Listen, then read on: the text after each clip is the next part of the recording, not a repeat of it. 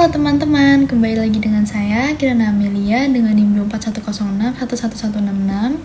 Saya merupakan mahasiswa hukum di Universitas Pembangunan Nasional Veteran Jakarta. Nah, dalam video kali ini saya akan membahas salah satu kasus hukum internasional yang pernah terjadi di Filipina, yang dimana kasus ini merupakan kebijakan yang namanya War on Drugs yang pernah dijalankan oleh mantan presiden Filipina, yaitu Rodrigo Duterte.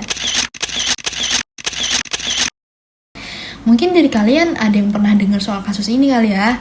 Nah, tapi di video kali ini saya akan kupas tuntas dari awal, kemudian dampaknya ke masyarakat sampai pelanggaran HAM yang terjadi atas kebijakan tersebut.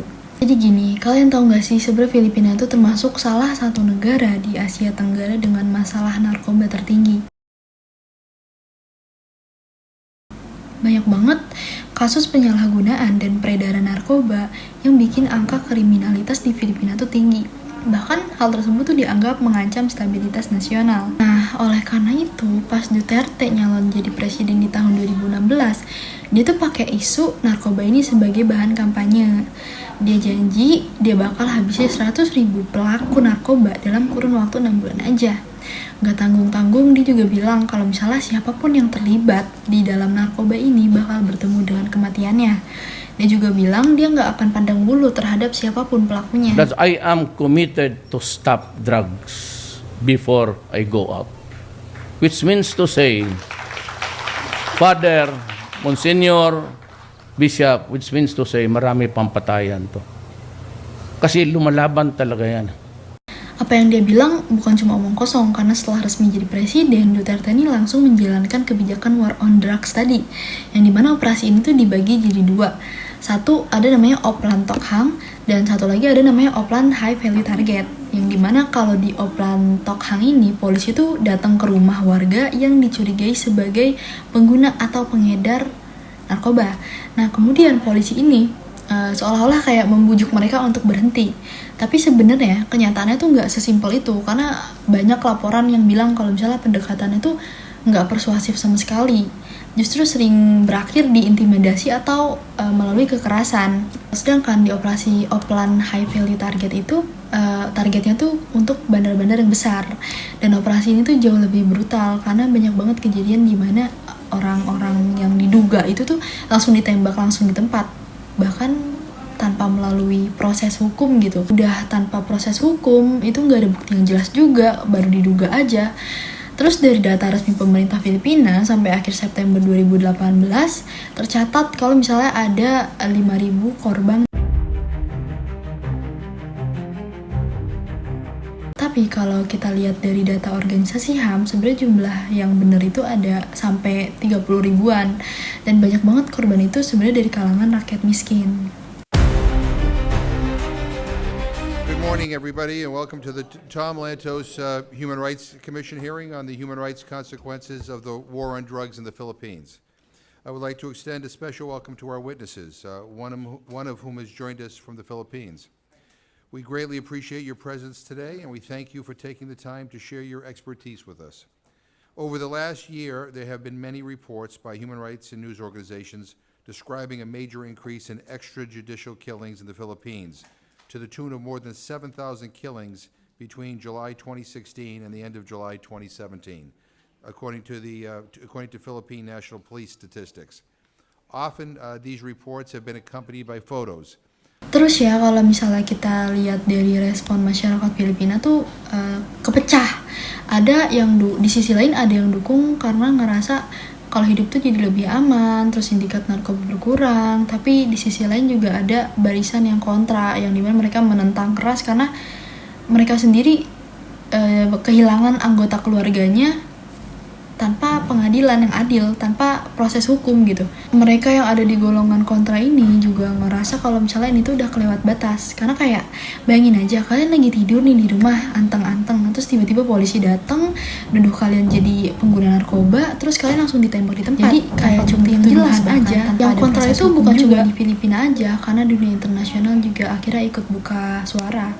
Yang dimana Mahkamah Pidana Internasional atau ICC itu sempat mau investigasi langsung ke Filipina karena ngerasa ini tuh udah masuk ke pelanggaran HAM berat atau bahkan kejahatan terhadap kemanusiaan. Tapi tuh Duterte-nya nggak tinggal diem aja, dia marah. Dan dia bilang kalau misalnya ICC tuh nggak punya hak untuk ikut campur urusan dalam negeri mereka. Yang pada akhirnya Filipina nih keluar dari ICC di tahun 2019. Tapi kasus ini tuh nggak berhenti di situ aja, karena di Maret 2025 kemarin nih, baru banget si ICC nih ngeluarin surat perintah penangkapan yang pada akhirnya si Duterte tuh ditangkap di Bandara Internasional Manila. Kemudian dia langsung dipindahin ke Den Haag untuk diadili.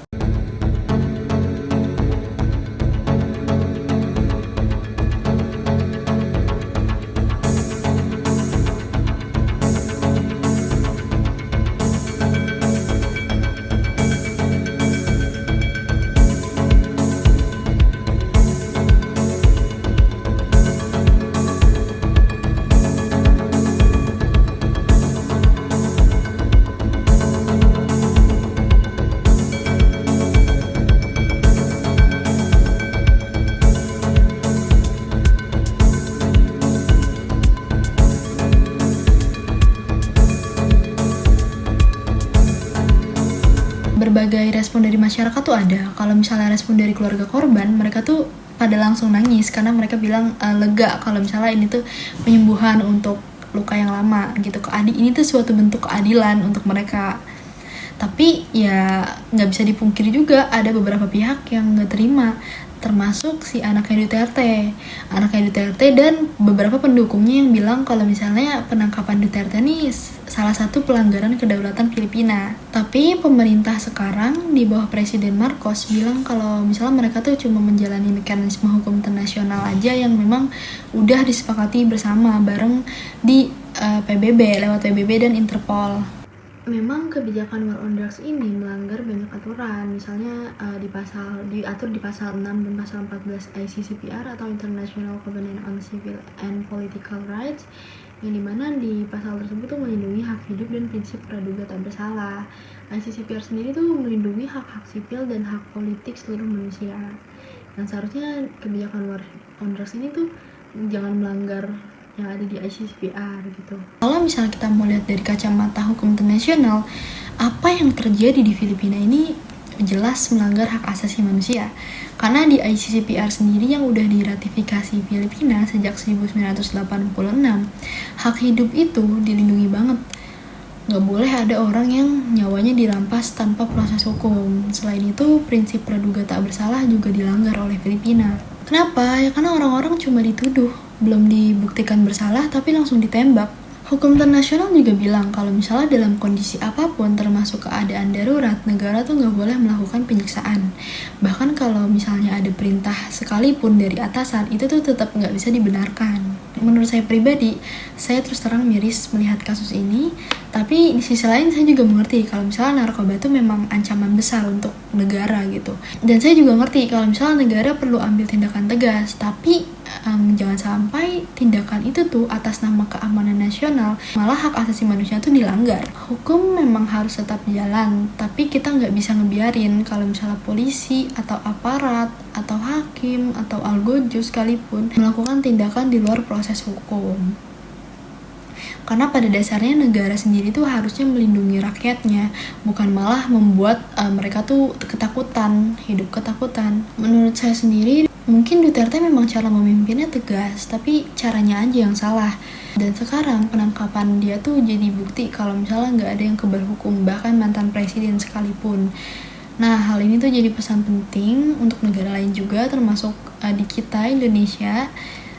Kita juga memang lagi perang sama narkoba, tapi jangan sampai kejadian di Filipina tuh terulang kembali.